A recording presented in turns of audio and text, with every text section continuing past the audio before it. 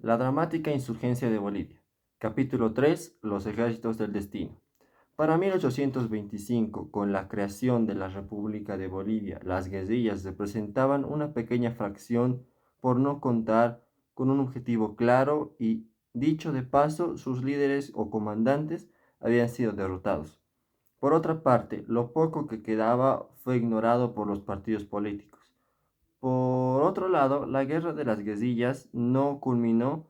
Además de ser ellos, existían otras fuerzas que luchaban en contra de los realistas, fuerzas dichas de orígenes extranjeros, mismos que bajo la dirección del Virreinato de Lima y provenientes de La Plata, con hambre de conquistar las provincias altas, una vez libre las provincias interiores, serviría como ruta directa para invadir Lima, tomar lo que según ellos era parte del Virreinato de Buenos Aires. Las fuerzas enviadas desde la Argentina se las conoce como ejércitos auxiliares. Por ahí de 1810 las líneas estaban bien trazadas, hasta que inició la guerra en el Alto Perú en 1809. La región de la Audiencia pertenecía al Virreinato del Río de la Plata.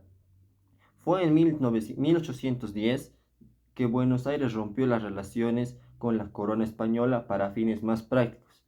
En fin, los oficiales realistas en el Alto Perú, que habían contenido las revueltas guerrilleras, entregaron la audiencia de Charcas al Virreinato de Lima en 1809, para lo cual las autoridades de Charcas terminaron por no reconocer este cambio y según desde su punto de vista las provincias se construyeron formando parte integral del Virreinato de Buenos Aires. El objetivo era claro: liberar las provincias altas capturadas por los realistas. Buenos Aires anhelaba la consolidación de su independencia, pero era el Alto Perú quien amenazaba su realización. Dicho de paso, el Alto Perú atravesaba cambios. Los patriotas miraban a Buenos Aires con ojos de ayuda y se consideraban parte de ella como antes del inicio de la guerra, mientras que los leales decidían romper en contra de Buenos Aires por sus ideas revoltosas y esperaban de Lima por protección y guía, ya que Charcas había hecho volver a Lima, a la cual en un principio perteneció mucho antes de la creación del Río de la Plata.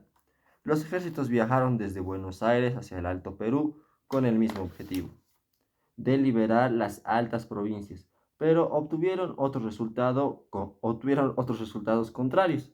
Su fracaso militar y conductas irritaron al pueblo a tal punto de que sentó la base del deseo de separarse de Buenos Aires. En propias palabras de un paisano suyo, Juan Bautista Alberdi, la violencia con la que actuaron en estas tierras hicieron atacar a los patriotas con más intensidad que los mismos españoles. Palabras correctas. Si un ejército argentino, si bien preparado y divulgado, una propaganda brillante hubiera tal vez liberado a las provincias altas y el problema de separación nunca habría tocado la mesa. El primer ejército auxiliar en ingresar a la ciudad fue comandado por un abogado que estudió en la Universidad San Francisco Javier en Chuquisaca. Sus fuerzas entraron en 1810 antes de ingresar y cruzar la frontera de las provincias del interior. Castelli, por orden de Buenos Aires, ya había cometido su primer más grande error. El virrey Linier fue apuntado con un arma por el ejército auxiliar, lo que no fue bien recibido en Charcas. Para 1806 se produjo la invasión inglesa que causó miedo y temor en toda la audiencia de Charcas. Todos unidos en aquel momento, incluso el arzobispo Benito Moxolos los había calificado de odiosos isleños, lo que atemorizó a toda Charcas. Cuando tropas inglesas del comandante Beresford fueron derrotadas, fue Linier quien los salvó de la provincia de Charcas, que pensaban que iban a imponer sus doctrinas, sus adoctrinamientos, perdón. Entonces Linier vino a ser los ojos y oídos de Charcas. Fue condenado por traición, por lo que la alta estimación que tenían en el Alto Perú no se esfumó del todo, para la cual Castelli, que ordenó su sentencia de muerte, desistió y fue rumbo a Charcas para impedirlo. Ese no fue un buen comienzo. Después de la victoria en 1810, el 25 de noviembre, el ejército argentino ingresó a la ciudad más importante para el Alto Perú. Después de la batalla y victoria de Chuspipata, Castelli ingresó a la ciudad rica de Potosí en medio de los partidarios. Esto para el momento, los guerrilleros habían liberado Cochabamba, Santa Cruz y La Paz, como si estuvieran dejando un mensaje a Buenos Aires de apoyo. Parecían ser libres y aceptarían el nuevo orden. Castelli no tenía un buen corazón y más bien tenía alma de dictador. Un error por parte de Castelli al arrestar al presidente de la audiencia de Charcas, Vicente Nieto, junto al intendente Paula Sanz y el general realista José de Córdoba. Ninguno de los tres eran realistas, no eran odiados en Charcas, de hecho, eran muy queridos en Charcas. Sanz, en los 22 años al cargo, era irreprochable su carrera. Nieto, si bien en sus 10 meses de mandato tenía uno que otro asuntillo, no, no impartió terror. Desde la capital, Moxo, el arzobispo, envió una carta para la liberación de los tres rehenes y la anulación de la condena en nombre de la corona.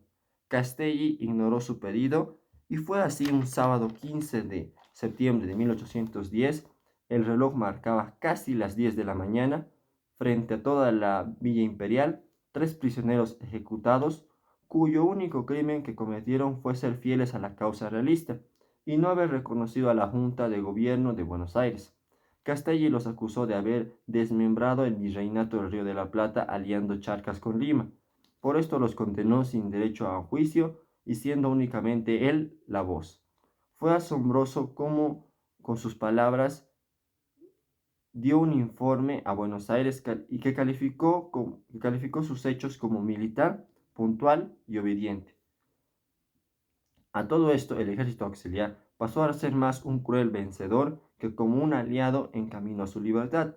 En las noches de Potosí en aquel tiempo, soldados vagaban por las calles sin respeto por las personas. Mujeres eran víctimas de los peores crímenes y no hay quien los controle. Quien se oponga morirá. Fue así que el señor Terán, en su domicilio, fue despojado de lo poco que tenía. Valentino Velarde, otro que fue atacado y despojado de sus prendas, arrojado bajo un puente desnudo, otro ciudadano que con un cuchillo muerto y sin razón. Potosí conoció el odio y se sembraron las semillas del terror. Las semillas del terror fueron plantadas hasta el 22 de septiembre de 1810. Castelli y su ejército partieron a Chuquisaca y Potosí al partir el ejército sintió un poco de alivio. En las noches ya no pasarían más penumbrias.